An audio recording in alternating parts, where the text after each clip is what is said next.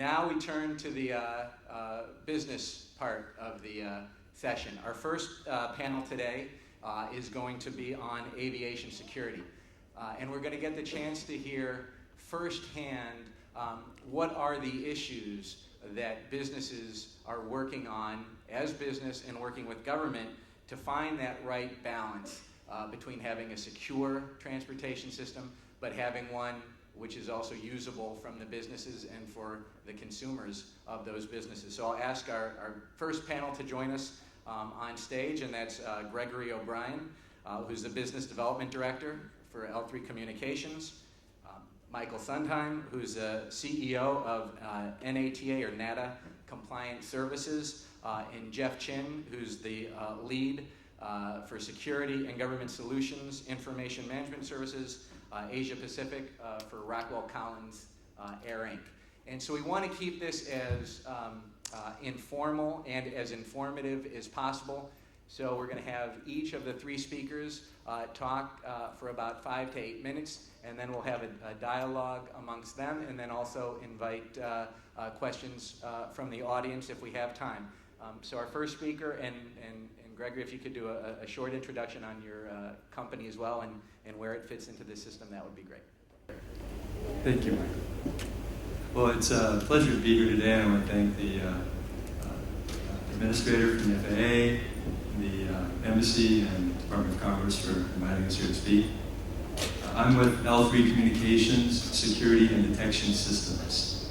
We're a manufacturer of, as the name implies, detection systems that are used in aviation security and a number of other applications. L3 Communications is a $16 billion corporation in the United States with primary businesses serving the U.S. government and the international civil aviation business sector. So the topic today, balancing security and facilitating passengers and commerce, is always a difficult process. And in doing this, in my experience in the last 25 years in aviation security and detection systems, I've gone to a lot of different conferences on the subject. And the three things that always come up in aviation security are, first of all, ICAO Annex 17. And that's the international regulatory framework that safeguards civil aviation. The other thing that comes up frequently is the phrase, no silver bullet, which means, of course, there's no technology or process that is 100% efficient at keeping aircraft and passengers safe. And the third thing is the only way to protect all aircraft and all passengers is by not letting airplanes fly. And those three things all together kind of give you an indication of what we have to work with to balance the system. We have a framework, we have technology, and we have to have aircraft moving where we're keeping passengers and commerce and freight transiting around the world to keep the economy running. So within that area, I generally have experience with the processes of screening passengers in airports, screening baggage in airports, and screening air freight, all with the goal of keeping bombs and weapons off airplanes. There's different technologies that are used in that. In a passenger screening process, we have baggage x-ray machines, metal detectors, and body scanners. In whole baggage screening, we have automatic explosive detection systems, which have been, in many cases, certified either by the U.S. Transportation Security Administration, the U.S. administrator for this process, who many of you have probably heard of, or by an ECAC civil aviation community in Europe, or potentially some other government agencies, such as civil aviation in China. And we have air cargo scanning systems, which range a variety of different technologies. So the first thing I'll talk about just a little bit is the passenger screening. As I mentioned, the traditional baggage x-ray, it's been used in the industry for 30 years. It's been effective in keeping handguns and metal weapons off aircraft during that entire time. As they've evolved, they've got, along with computer power, they've got additional capabilities to help automatically find suspicious materials that might be an explosive. In the passenger scanning process, we began with walk-through metal detectors, but they were limited by the capability of only detecting large chunks of metal. You might remember that there was a underwear bomber that tried to blow up an aircraft bound for the United States a few years ago. And the TSA reacted to that in a normal fashion. Whenever there's an incident, they tend to react. In some cases, perhaps governments may overreact. But in this case, they decided to implement whole body scanning systems. And those initial systems were primarily X-ray based, so there was some millimeter wave technology being used. And they produced images of bodies. And of course, when they were covered in the press, they were the nude scanners that were being deployed in airports. And that generated a lot of negative publicity on technology.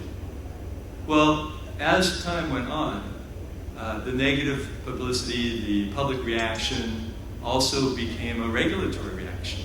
So the courts and Congress stepped in the United States to insist that these systems be modified. Well, when they did that, it drove the technological improvement so that now the systems that are in place in the airports just a few years later are not producing an image, but are automatically detecting suspicious materials on a person. And why is that better than a metal detector? Well, because those suspicious materials might be the underwear bomb or the bomb strapped to someone's body. Or in the case of smuggling narcotics, you might be able to find narcotics taped to someone. How much time do I have? About 2 minutes. Okay. And I'm not very familiar, excuse me, with this format. I usually dance around on stage and point at PowerPoint slides and use a laser pointer. But the other two technologies I wanted to touch on were the automatic cold baggage explosive detection systems. Those started out really as a technology that was a basic X-ray machine in front of a check-in counter, and now they've been integrated into the whole the baggage handling systems in airports.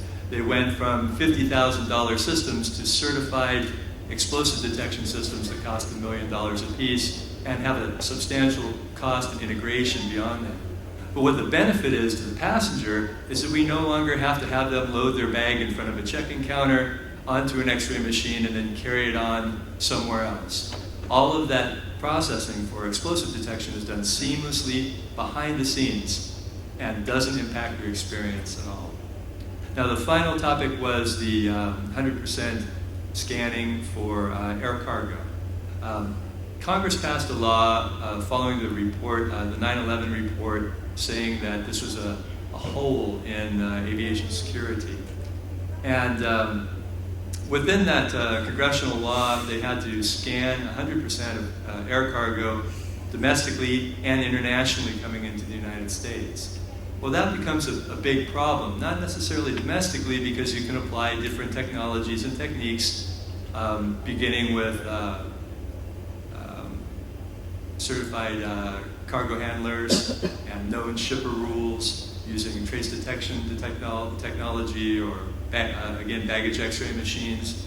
But none of those are extremely efficient at finding the threat to an aircraft, which is a small improvised explosive device.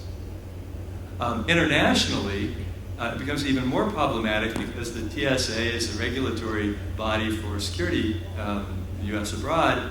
They don't have any powers over foreign governments, and each government under that ICAO Annex 17's framework has their own sovereign powers to enact their own security regulations.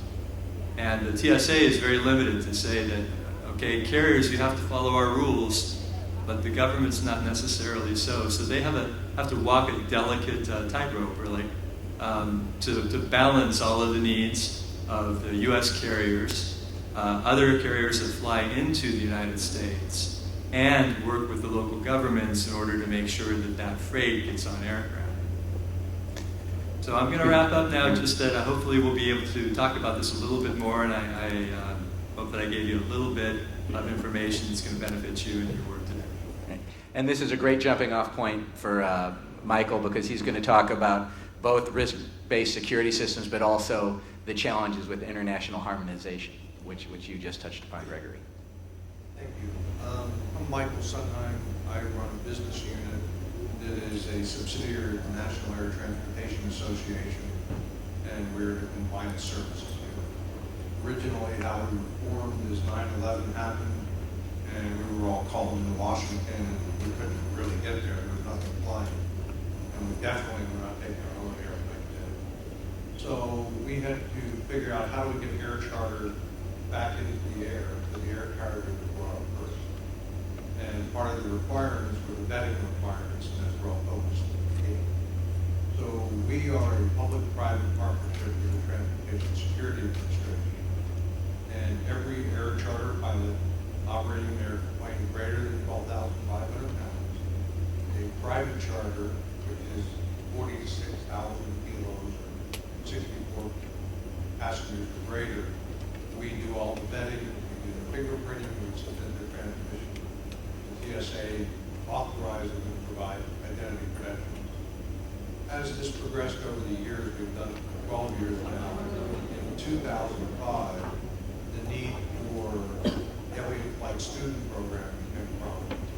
So the U.S. had lost its training initiative, and it had all gone to Asia. Now, the Department of Justice was responsible for allowing flight training to non-U.S. citizens flight training. Their attitude was, let's not let them train at all. We have to fully build our system. So TSA was then given that mission to take that over. When TSA got that mission, they came to us and said, we need a way to collect the fingerprints.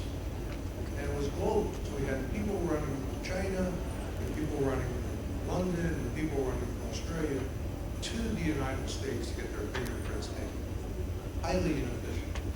So we found a way and worked with the Federal Bureau of Investigation to put a worldwide network of collectors together that could collect these fingerprints and allow them to be trained in the countries they were operating. And we've managed that on all continents since 2007.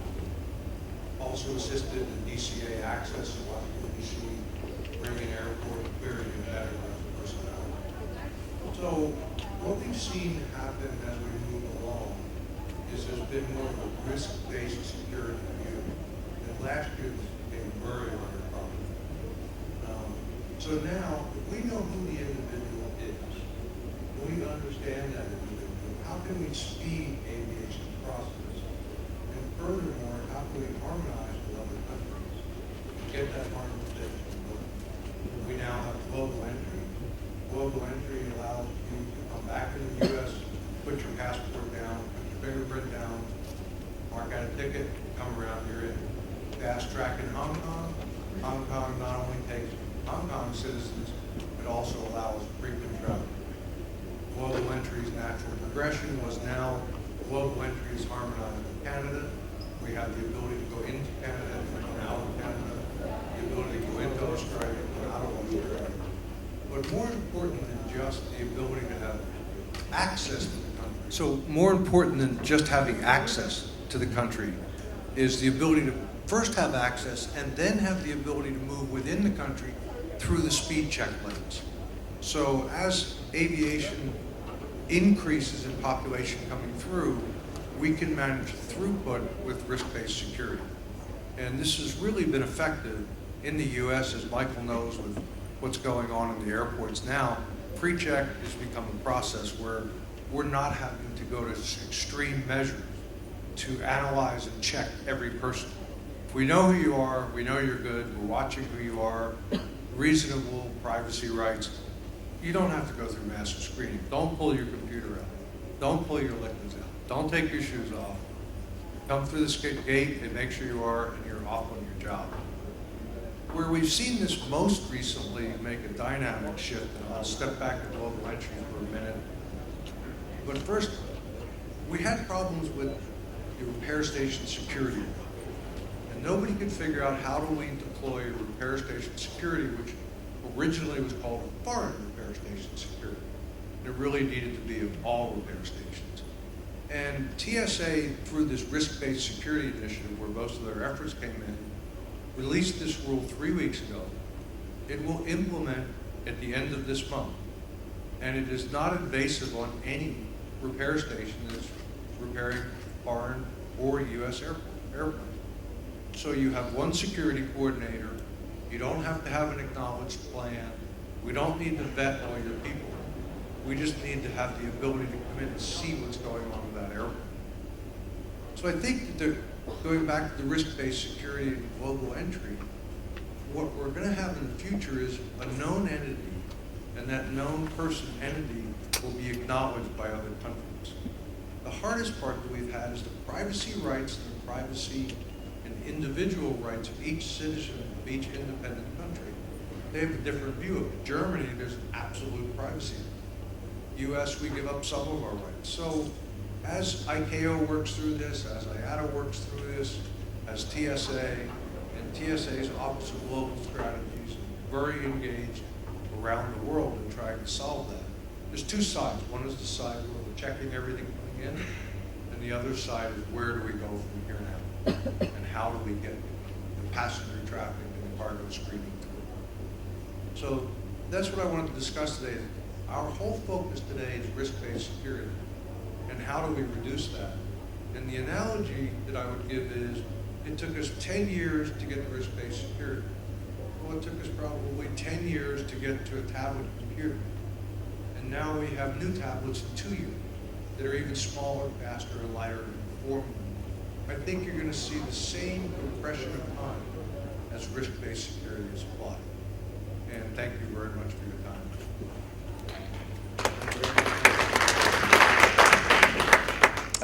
Security is data. And so that's really Jeff's area at Rockwell at ARINC. So Jeff, if you want to take it from there. Yeah, sure. Thank you, Steve. Okay, so everybody hear me okay? Yeah. Okay, so actually where my area lies gels very nicely into what Greg and what Michael talks about. Because what Michael talks about is risk-based security, which predominantly is what driving a lot of countries' adoption of getting data early before the passenger even arrive in the country. There are several motivations for doing that. Primarily, things like there's increased number of passengers coming into a country. Things like larger capacity aircraft. Increased growth, the tremendous growth of LCC carriers, which is bringing a lot of traffic into a country. Of course, there's increased security requirements that is kind of slowing things down, and therefore government also need to facilitate some aspects of that. And lastly, airports, they also want to be more efficient in order to be a hub to be a hub within that area. So with all these drivers and motivations, there has to be a solution whereby increasing the number of checks, you will find that to a certain extent it becomes non-scalable.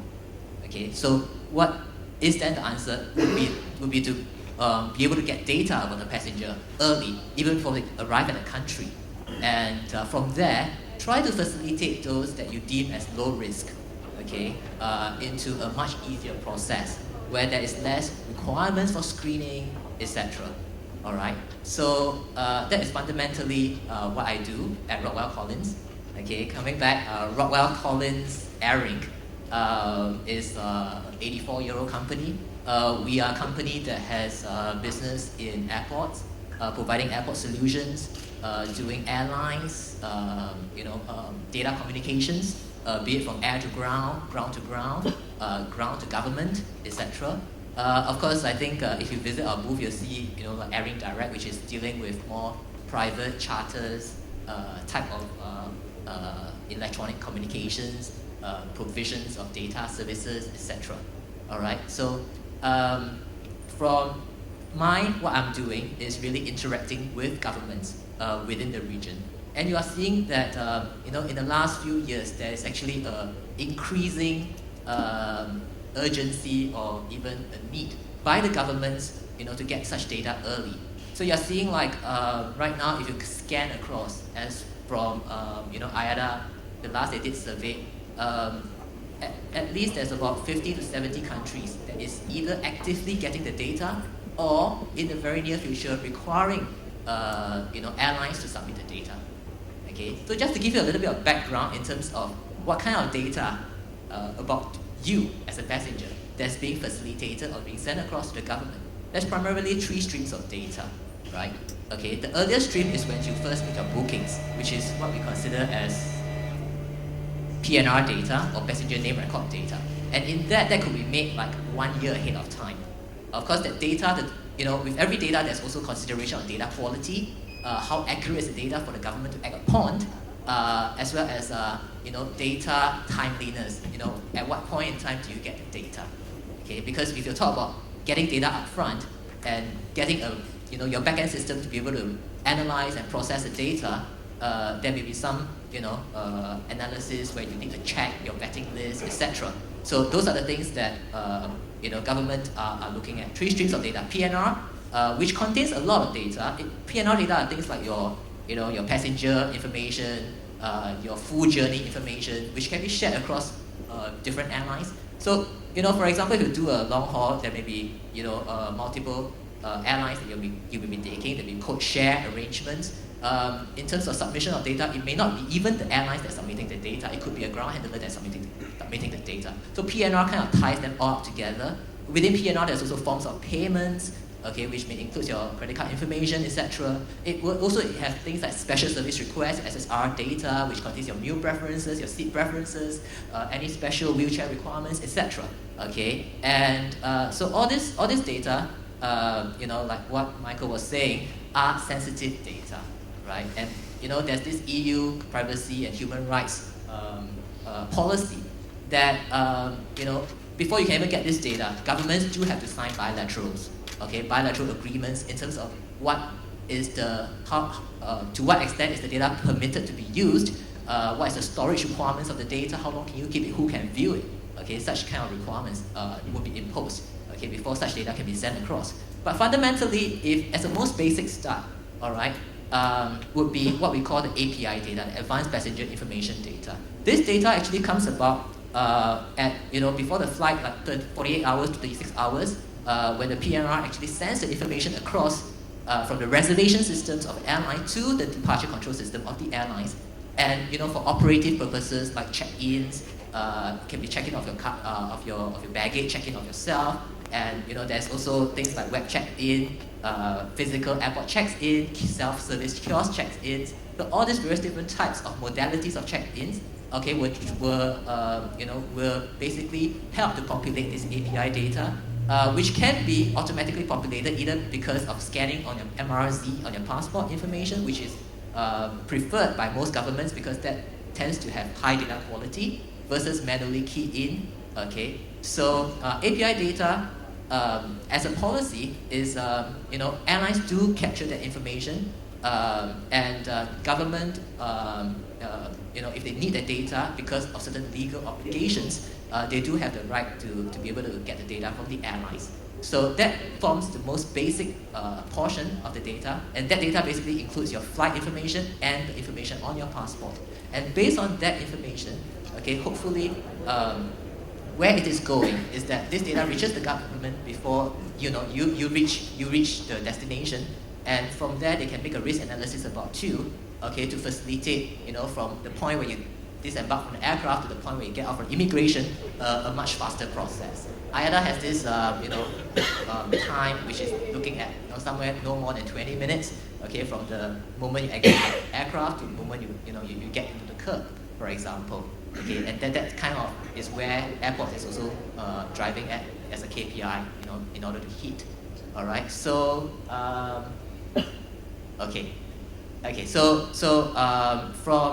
from all this data, okay, what government is typically doing is what they call a multi-layer risk analysis approach. Okay, so first it comes with the data. Secondly, it comes with, for example, travel patterns. They look into your journey. Okay, if you are going to travel from destination A to B, does it make sense for you to transit at destination C? Okay, so this kind of information, they will do a risk analysis. They will look at seasonalities. They look at heuristics in terms of, if, for example, if you're going to be there for 1 month, your baggage is looking real light, okay? So that's something questionable, okay, about it, all right? They look at, for some of this API data, there's also, if the government is able to handle this properly, some governments are in fact going to the next extent, which is what we call extending the border.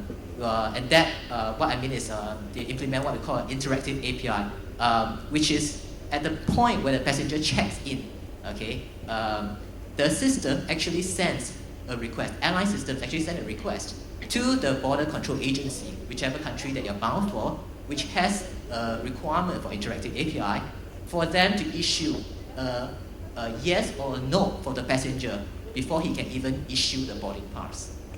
Yeah, so those would be like, kind of projecting the borders and allowing for the countries to kind of,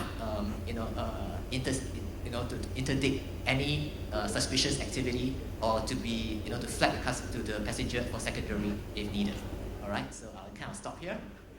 Right, all right, and if anyone has questions from the floor, please just raise your hands. I'll ask the first one, but if you have questions, I'll be on the lookout for it. I guess all three of you really talked about the advances in terms of finding that balance between security and, business and travel.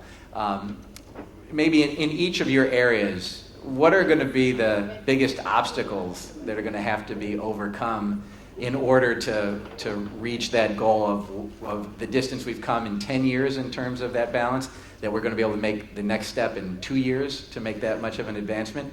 What's going to keep that potentially from happening, and what needs to be done? So the passenger name record, the PNR, that's currently used in secure flight in the U.S., we have a 7-second response rate. That's the service level guaranteed by the government.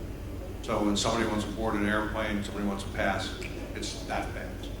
Now, we use ARINC for our flight crews at the airport. What used to take 2 minutes to get a response, that pilot just hits a barcode, they ping our database, and our database pops the picture and accurately provides that person. So I think we've got to get away from the concept of we want lots and lots and lots of data and figure all these heuristics out, down to what do we really need and how fast can we move that data and how do we share that data among countries. And when is that data destroyed and not kept attractive? And Gregory, you mentioned ICAO Annex 17 and obviously the sovereignty issues. Do you see governments working together closer now in terms of trying to get that seamless balance for travel, or is the cross-border data flows going to be something that is going to keep us from optimizing the system that's possible? It's always been a challenge, and it's going to continue to be a challenge. There are some test programs that are underway, which I think may bring some changes to the industry, but they're long-term, they're not short-term. And so the governments you're working with, where do you see are governments trying to move towards a harmonized system, or is each one really going to look at what's right for its own country and then look at how it fits in later? Predominantly, they're looking at what's right for their own country at this time. There's a few far-ahead thinkers that are trying to embrace data sharing amongst individual governments, but not any wide-based programs at this time. And are there multilateral organizations that could be for it to move this forward? Well, certainly, if the industry came together and was to push for technological solutions, integrating data with the different umbrellas that we've all looked at today, put that information all together, and the industry can drive that a lot faster, I think, because the governments won't get ahead of it on their own. And maybe, Jeff, in terms of that industry data, I mean, a lot of what's in that PNR is obviously very proprietary to each airline. And so is there a reluctance within airlines of sharing data that is causing some of the optimization for not occurring? Okay, there are a couple of angles to that. Okay, with all sensitive data, the dilemma of airlines is is they have to abide, with the laws of the country where they fly from, the country they fly to, and the countries that they register in. So it can be quite tricky, all right? And that is where organizations like NATA, ICAO, and also partners like ARINC has stepped in to try to harmonize a standard, all right? And that solves a lot of things. That solves the government portion, which says that, okay, I want specific data, but I don't want to burden the airlines unnecessarily, because for every airline to be able to comply to every government, it's very costly. All right. So and that's where if you refer to the PNR, there's a PNR Gov standard, which is a UN artifact standard that is put in place.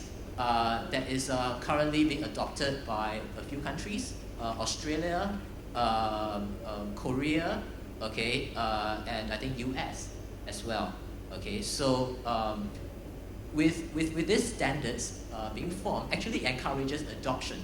Okay, for government to then go ahead and say, okay, because there's a standard being formed, it makes it easier. I'm not so much worried about airlines, pushing back, saying that their systems cannot support it. In fact, from a airline host systems angle, there is a lot of all these host systems like Amadeus, Navitaire, etc., that has changed their system in order to be able to support this particular format. So, which is why I do see that moving forward, there's going to be a much higher uptake in terms of some of this data provisioning, address some of those drivers that I mentioned previously. And go ahead. Just a curious question. In this show, we see a lot of scientific advancements going on in the area of small aircrafts and unmanned vehicles.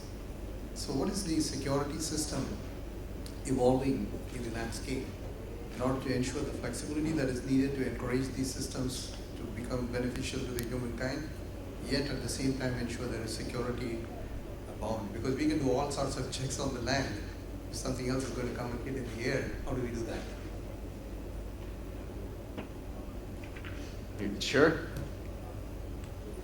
Thank you for the question. The security technology has evolved very slowly over time. The basic premise of using an X-ray machine and a metal detector is still in use today. And that was first established in the 70s, based on the prevailing threats at the time. However, there has been a lot of investment made in looking at different types of physical techniques to improve the detection of explosives at a distance, and most of those have not been successfully deployed in the field at this point. But hopefully those scientific obstacles will be overcome, and they'll result in some field deployable products and solutions that can be used by the industry to help better protect the passengers in the aircraft. At this time, I don't see anything on the near horizon that's going to be, to use that phrase again, the silver bullet in any phase of aviation security.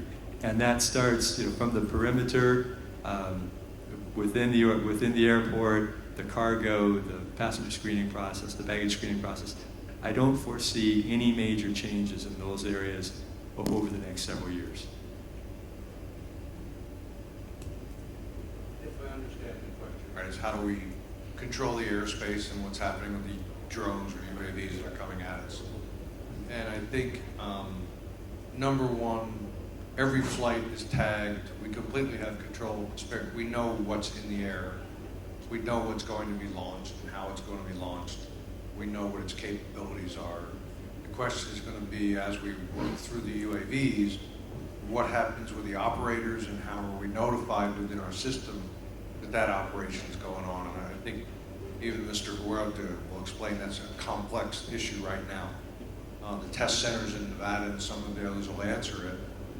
But I don't think it'll be that long of a stretch for us to be able to manage that from the moment of launch or pre-launch to arrival back and keep control of those equipment in the air, just like an aircraft today. There are very few. We don't fly VFR very much in the U.S. anymore without our radios on and our transponders not on. everybody knows who's in the air at this point, at least in our country.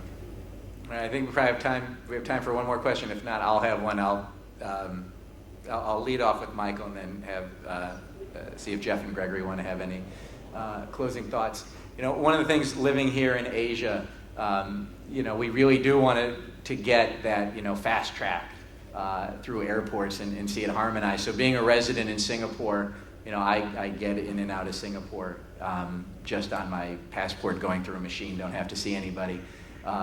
With the U.S., I applied for global entry, so I have that, so now I can get into the U.S. I have a Hong Kong frequent flyer, a Hong Kong International Airport frequent visitor card, so I can go in and out of Hong Kong off of a barcode on my passport. But obviously you have 3 different systems.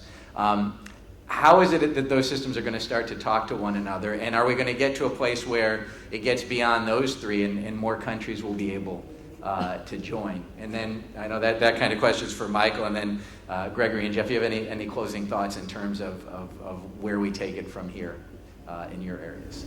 So I think the first answer to that is with global entry, we're now harmonized through Nexus and through Sentry into Canada. Move back and forth, we move as a frequent passenger. Same thing within Australia, same thing now. I think Holland was just announced.